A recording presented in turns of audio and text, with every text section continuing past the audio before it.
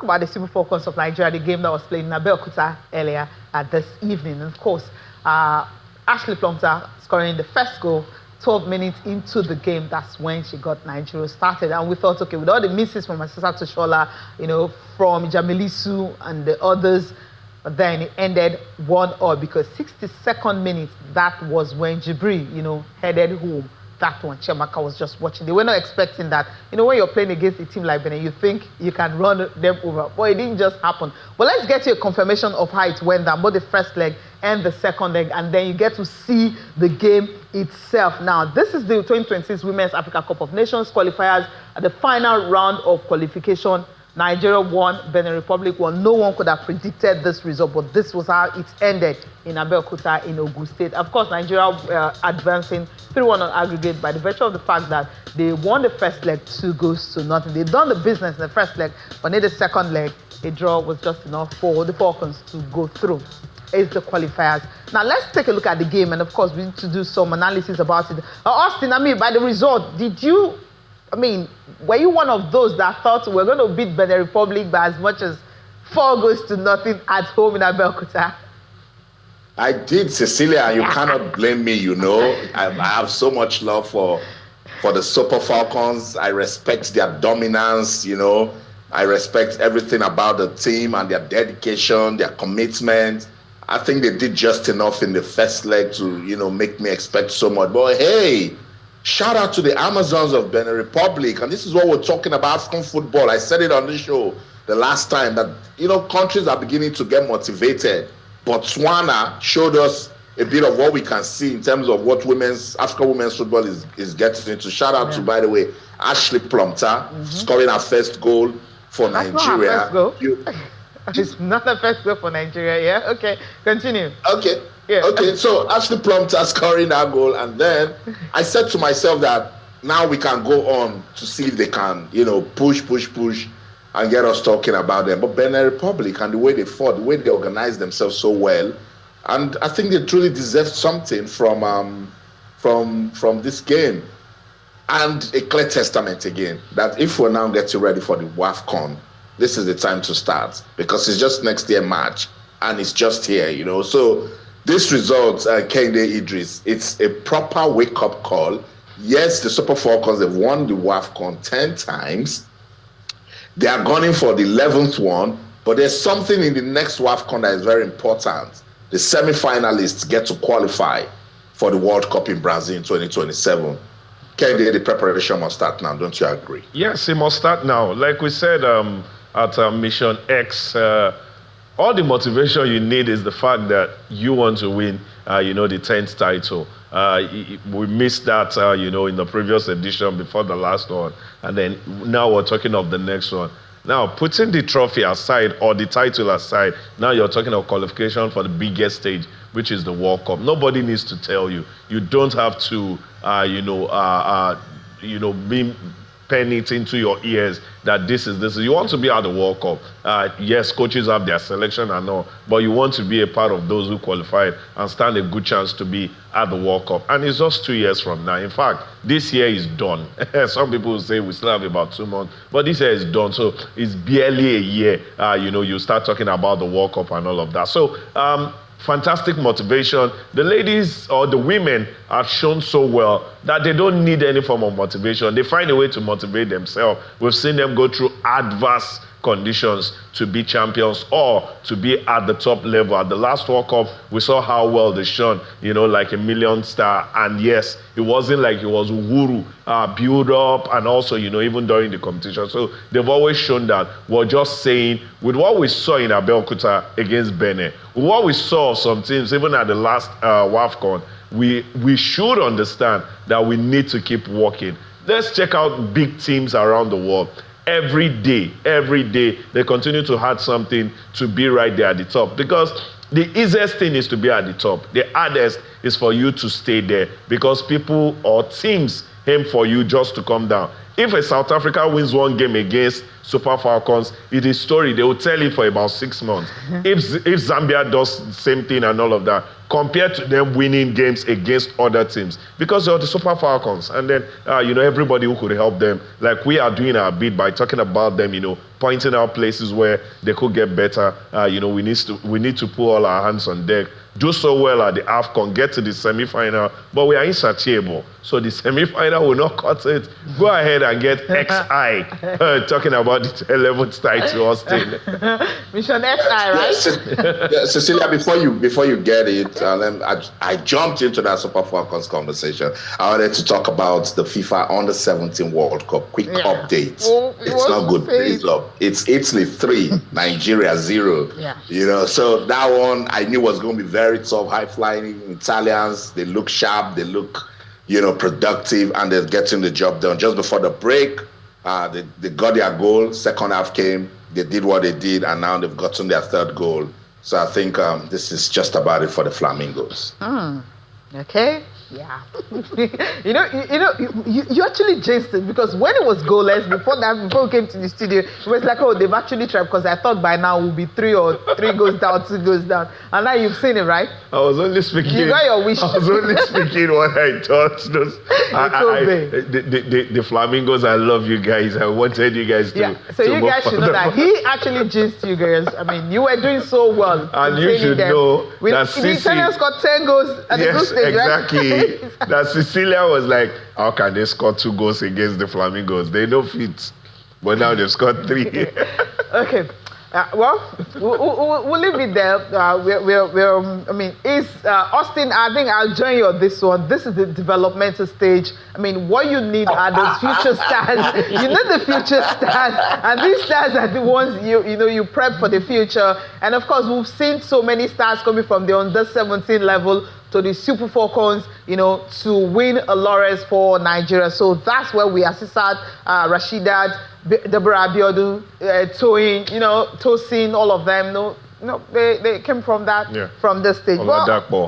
Yes, Jamilisu. There's so many. And I will kudos the women. I think there's been succession in, growth. Chiamaka Inadozie also, all the way, you just see them move from under 17 to 20 to the Super Falcons. And maybe this is the reason why they're thick. We see that the transitional level is not wasted. Unlike probably the men, especially at the Super Eagles level, disbandment, you're coming from the under 17 to the under 20 to the under 23, and then you cannot find your space in the Super Falcons, in the Super Eagles. Maybe the men should learn from what the Super Falcons maybe what they need to, maybe because we still look inward when it comes to the Super Falcons. The women, we're still looking inward. The time we start bringing talent, it will scatter. That's the thing. So I hope it doesn't come to that. Okay. We have the talent here. Let's get reaction from that game. And also, those of you who didn't know that the coach got a 2-year contract, he confirmed it at the press conference that yes, he's got a 2-year contract with the Nigeria Football Federation that runs till 2027. That's after the World Cup in Brazil. It didn't come so much as a surprise, because even in the press conference yesterday, we knew it was going to be a tough game. It was not going to be an easy game based on what we knew about the Beninois team. However, having said that, I equally want to use this opportunity to apologize to Nigerians for not meeting their expectations. Each time the Super Falcons go out to play, there are always high expectations in terms of results and performance. I equally want to say sometimes there can be off days, there can be bad days, and we want to consider today's match from the result perspective. And to some extent, even the performance was not what we really expected. The girls did their best. They put up their best. Sometimes you can always have some off days. So we want to consider it as one of the off days, and that accounts for the way the game went. we're not too disappointed. We're taking it as a wake-up call for us to know that there's more work to be done. The NFF have offered me a 2-year contract with effect from 1st October this year and to terminate by October 2027. When we went to Lome to play against them in the first leg, we saw what happened in the second half, and they came all out players. We expect that they will come all out again in this second leg. So we know that they have nothing to lose than to try to get a point or something. And a point against the Falcons is really huge for them because we see how they celebrated that. But it is left to us not to let down our guard and keep on competing at a higher level because we know our standard, and we just have to make sure that we push ourselves every day and be a much more better team. So today wasn't the best of our performance, but yeah, there's always opportunities to learn and be better and also focus on the next games at hand. That's a good one, Austin, coming from the coach. Understands that, yes, as champions, you have to keep up at the very top level. It's hard to stay at the top, you know. Especially it's really lonely. Yeah, it is, Cecilia, you know, but there are definitely lessons in this one for Coach Justin Madugu and his team. I think what they are excited about is the qualification, which is very important. But let's also have it at, and it's very important we know this, the Super Falcons, they are the team to beat in Africa. Whenever any team goes against them, I said it in after the first leg in Lome, that yes, I'm celebrating the 2-0 win. But in second half, Benin Republic showed that they've actually learned a thing or two from the Super Falcons. And today they showed it. From the blast of the whistle, they showed that, look, let's get into the conversation. If we're sharing, you know, borders with Nigeria, let people give us some respect. Ghana is in that conversation now. Cameroon has always been there, you know, and I like what Botswana, Tunisia seem to have done. Kenya, they aren't even doing badly with League Women's Football. Kenya, as I said earlier, if we take a look at everything Coach Justin Madugu has achieved with this team from when they achieved Mission X to now that they've qualified and hoping to win the 11th one and qualifying for the World Cup in 2027, it's nothing but more hard work. Yeah. That's the reward for a good job. You always, you know, being asked to do more. And particularly, I want to say, well done for sorting out the whole contractor issue. In fact, you know, some people do not even know. It gives you direction. It gives you, you know, where to face. Yep. Now, Justin Madugu knows in the next 2 years, this is where I am. I have to do my job and all and all. It's different from just play this competition, just play this qualifier. That gives you short-term, you know, plans, and it could ruin a whole lot. So Justin Madugu knows it's not like he's secured, but he knows he's got a contract for so time, and then he works with these ladies. And also for the players, there is something about knowing that this is our coach contractually for the next 2 years, for the next 5 years, for the next 10 years, because we know we are not expectant of after this Benin game now, we'll be, okay, who will be next coach or who is coming in next. So fantastic one, but I'm sure the coach had also taken lessons. He said from, you know, even the press briefing from the first leg, he knows that it's going to be a difficult game. He understands the rudiments. He understands that, you know, teams will come at you. But sometimes maybe we need to cut them some, you know, slack. It's results, you know, oriented kind of setting. Mm-hmm. Get the ticket or get the result, get to the next phase, and that's what the Super Falcons have done. What is next? Wait for the WAFCON, or probably play some friendlies, but major league competition. Wait for the WAFCON and see what you do next. Hey, you can't but say nothing else. Yeah. They've gotten the job done, and we must say well done. Yeah. Well done today, and Cameroon would not be at the WAFCON yet again because Algeria ensured that happened. They are qualified ahead of Cameroon. They beat Cameroon, you know, away from home because they went to Algiers, and of course they did the same thing. And so Cameroon will not be there. But Ghana, of course, they are following behind Nigeria. They also qualified 7-0 on aggregate against Egypt. Not a good one for the Egyptians at all. Beating 3-0 in Cairo. And of course, they went to Ghana. They ended 4-0. We were able to watch that live, but we couldn't watch the Super Falcons of Nigeria live. Their first game since they won at the Women's Africa Cup of Nations for a record 10 times. It tells you a whole lot how we are taking women's football seriously in Nigeria. Let's quickly run through the under-17 results coming from other games, the round of 16. Brazil already through to the quarterfinals, beating China by 3-0. USA and Netherlands ended 1-1, and of course, Netherlands went on to win on penalties, 7-6. So penalties could be anybody's game, and that's what my producer was telling me earlier, that if Flamingos could hold on and it maybe ended goalless and they go into penalties, they could win. But they are 3 goals down at the moment. The game is still on. It's something minutes. See if they can come back from that, but that will be very, very difficult. Okay, the big elephant in the room, Austin. Austin, you're going to be addressing that, because I remember when you did the NFF drama series, you know, it was all about the corruption, it was all about the court cases, it was all about everything. And of course, you remember also at that time, the House of Rep also called them to investigate, you know, and everything. There's also another investigation going on. Austin, over to you on this one.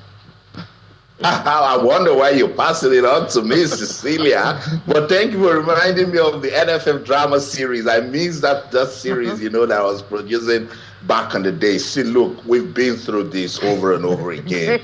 And the House of Reps now jumping into this because of, you know, the conversations that, you know, came out online. I remember I was right there when they did the groundbreaking for the Ogorodu in Delta State.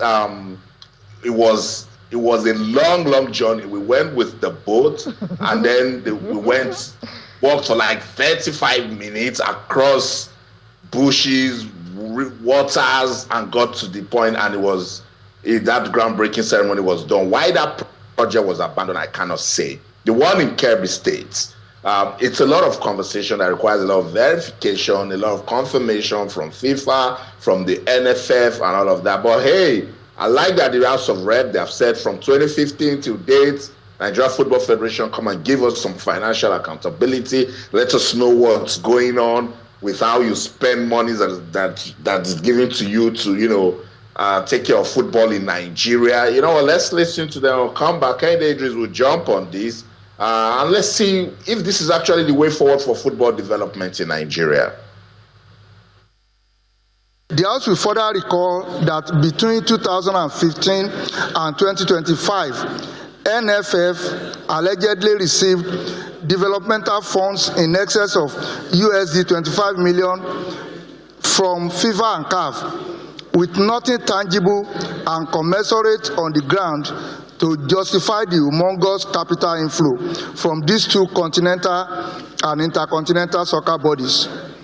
Further recall that in December 2016, FIFA sent an audit query to NFF over the misappropriation of the $1.1 development grant to NFF. And it was reported that $802,000 lacked proper documentation.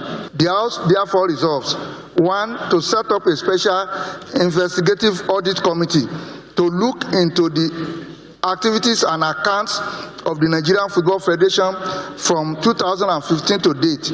2, invite the leadership of NFF, both parts are present, to appear before the special investigative committee with records of activities, receipts, and disbursements from 2015 to date. Okay, very important. I like it. Kehinde Idris, have we been through this before? Yeah, we have. It's like a deja vu, you know, it's been seen before, and even the resultant end feels like we've already seen it before it starts. But we could give a benefit of that. Maybe this time it will go differently. But my worry is Nigerians all over are saying the same thing we're saying. Have they seen this before? Do they know where it will end? Do they know how it will end? Will somebody just sit back and say, no, this time it won't end the way you guys feel it will end?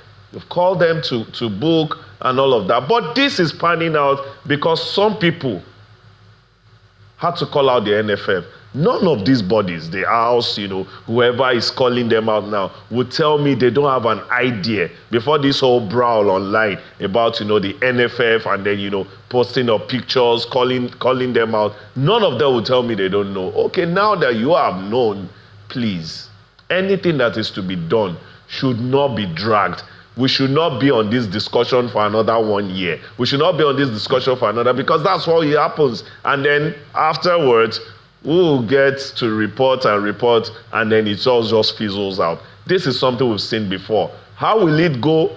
It feels like I know it, but I'm hoping that Kehinde Idris is absolutely wrong this time around, that whoever should get the knock will get the knock, and everything will be set in the right place. Questions every now and then, developmental for our sports, where we are blessed with talent every now and then.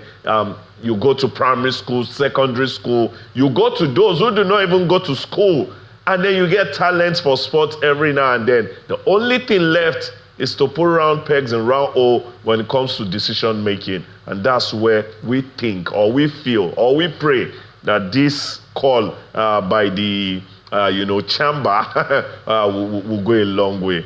But I have my reservations. Have fingers crossed on that. No trust in the system. I trust the system. Okay.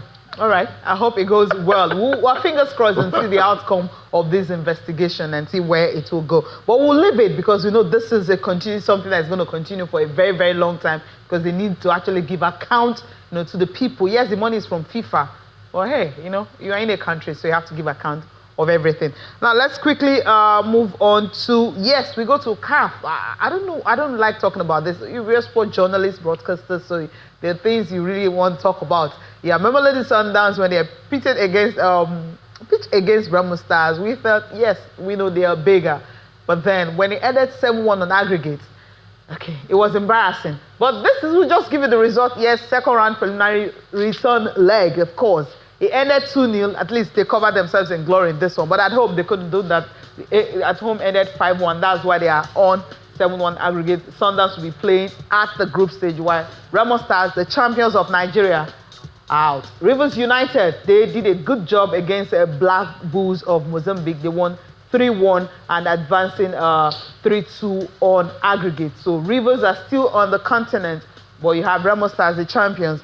They are out. And of course, these are the clubs that will be playing at the group stage. You have Al Hilal of Egypt, regular contender, Al Hilal of Sudan, Sfar Rabat of Morocco, Esperance of Tunisia, JS Kabylie, Mamelodi Sundowns, South Africa, FC Alger from Algeria. You have Petro de Luanda from Rwanda, Angola, Petro de Luanda. You have Power Dynamos from Zambia, Rivers United from Nigeria, Simba FC from Tanzania, Stade Malien from Mali, and Central Lipopo from DRC, and of course Young Africans also from Tanzania. So these are the teams that will be playing at the group stage of the CAF Champions League. There you have them. So group stage sets for 3rd November in Joburg. That's when you will have the draws. Of course, we know the teams that will be playing in that. Yeah, you want to chip in something for Remo Stars? Yeah. No, let's. Okay. 30 seconds. It's for Rivers United, really. Okay. At a point in that game, I was scared, when it was 2-0 and then it became 2-1. Okay. But they got the job done. I want to also say shout out to Fini the Judge. Well done for whatever it is he's doing with Rivers United. Firstly with Eyimba, and then with Rivers United in Nigeria and also on African scene. Yeah, there's hope, right?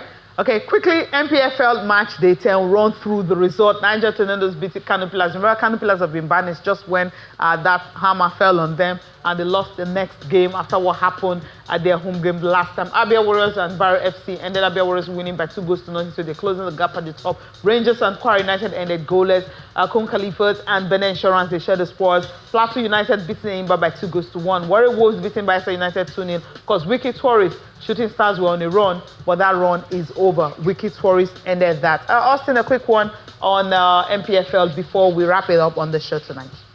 Now, good results, particularly Niger Tornadoes going to Kano to win. See what Kano Pillars they've done to themselves. Pretty disappointing. I think it's about their 3rd loss in a row now.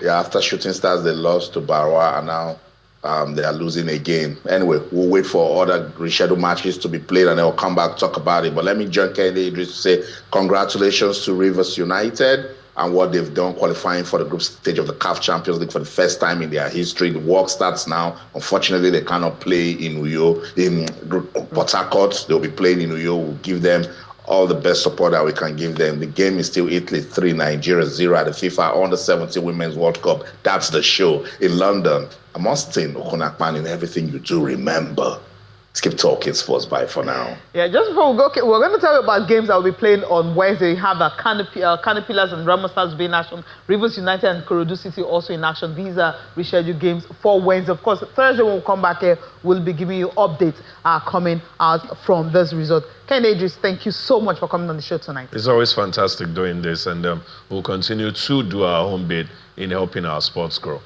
Yeah, and hopefully all the corruptions and all the money will be over. Thank you so much for watching. I'm Cecilia Morogwe. Have a good night rest.